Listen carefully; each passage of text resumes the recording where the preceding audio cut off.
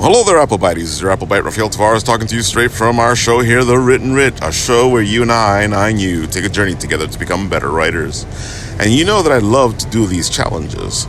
So I decided to challenge my friend, Tiffany, and have her make me a certain piece of jewelry where the phoenix and the dragon are fighting. And she was able to do this for me, and I'm going to talk to her now about this and share her insights on how all this came about. So tell me, Tiffany, what was the process of making the piece of jewelry after I challenged you? Well, at first I was thinking like, okay, so I wonder how I can get this together. But what I did was I looked at all the different stones that I had, and I was just thinking about, okay, so what stones really remind me of a dragon? What stones really make me think of a phoenix? What stones seem to be most interesting and different? And I had these, they call them fire crackle agate stones, where they're just red and they have a bit of crackle, like a little cracks in it. Right. And I figured like, okay, that kind of does make me think of fire, you know, and it does look kind of intense. And there's just something so mesmerizing about that particular stone. And I think, wow, this does have a very powerful type of aura to it. So I was like, you know what? I'll use that stone. And then I had another stone that's more of it's a bronze golden quartz stone. Well, it's a bronze quartz stone. And it has like a very gold luster type look to it. And it actually just kind of like the way of the shape of it, it does remind me of something that's rising up, kind of like rising up from the ashes. Right. It's like it just has this bright, it's not like super bright, but it just has this beautiful color to it. And it did kind of make me think of a phoenix. And the way I just incorporated it too is like it has like the fire crackle stones basically against. It has like the bronze stone in the middle of the fire stones, and it's like they're kind of intermingled with each other, like almost like a little dance, like a fight going on in the middle of the bracelet, which is what I created for it.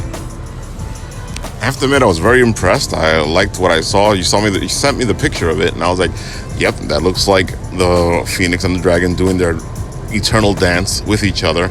And I like the fact that the stone is in the middle, because it gives them this circling aspect of things. And then you have the beautiful wiring on it, where it makes it look like the flames of each one is coming up to each character, we can call it, or each creature, and it all just comes really together.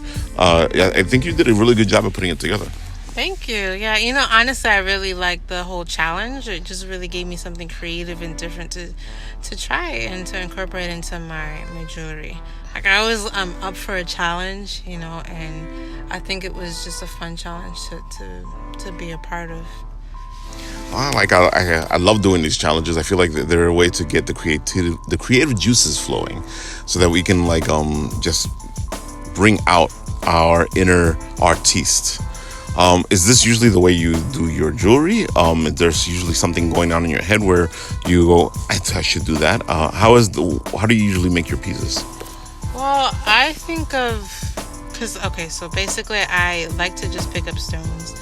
What I do is I go to Michael's and I see different types of stones that they have, because they have these string beads. They have all types of stones. But they also have crystals, and I really like to work with crystal stones.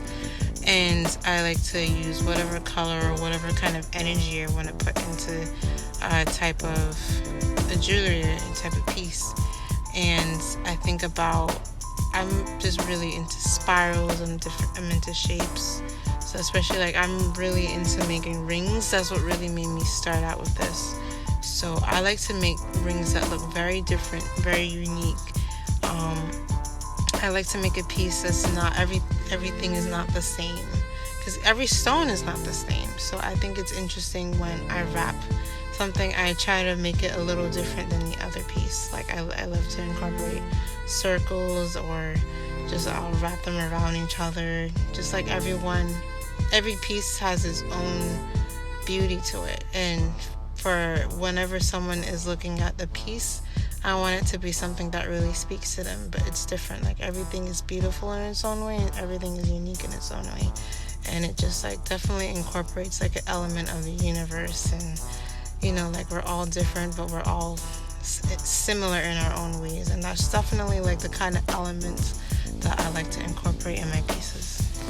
I have to admit, I've seen your rings. We've made fun of the fact that you are making the Infinity Collection. They look very distinguished. I like how you bring everything together. It's amazing. It actually feels like you are breathing these pieces into life, and you're looking for who they are and trying to make them shine. Yeah, like I think I was a little inspired too by the whole Infinity Rings, because I definitely love, the Avengers and anything Marvel. And I think with that collection, I've made pieces that it kind of just reminded me of planets, and I'm very into anything that incorporates, just like, I love spirals, I love circles, and anything that just seems like continuous. And I wanted to incorporate that, and, that's just how that came about.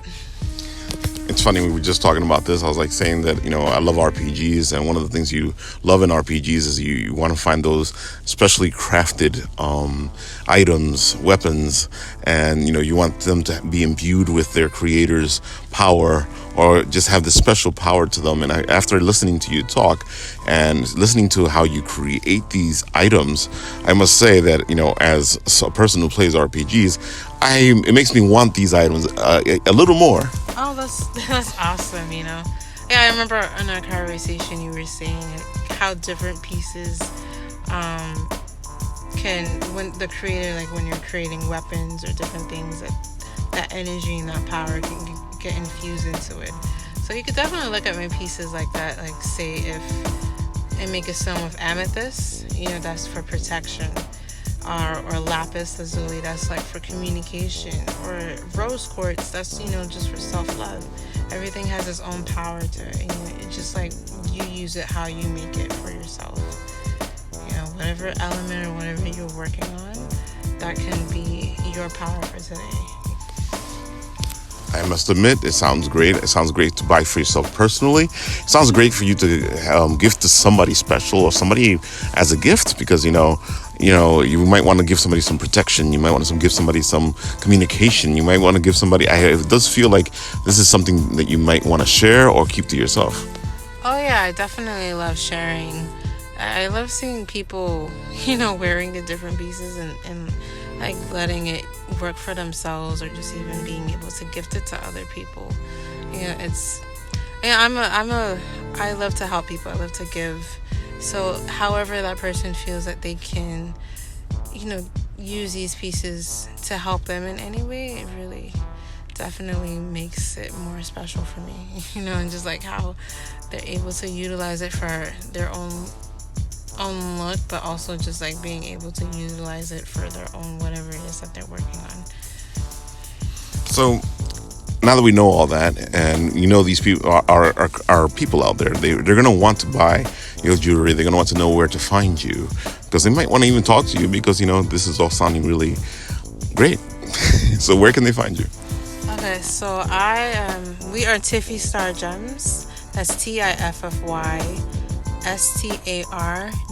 StarGems, and you can find us on Facebook and Instagram.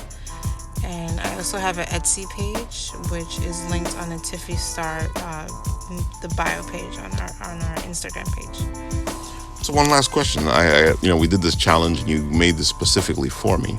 Are you taking commissions to make people specific jewelry if they want something in particular?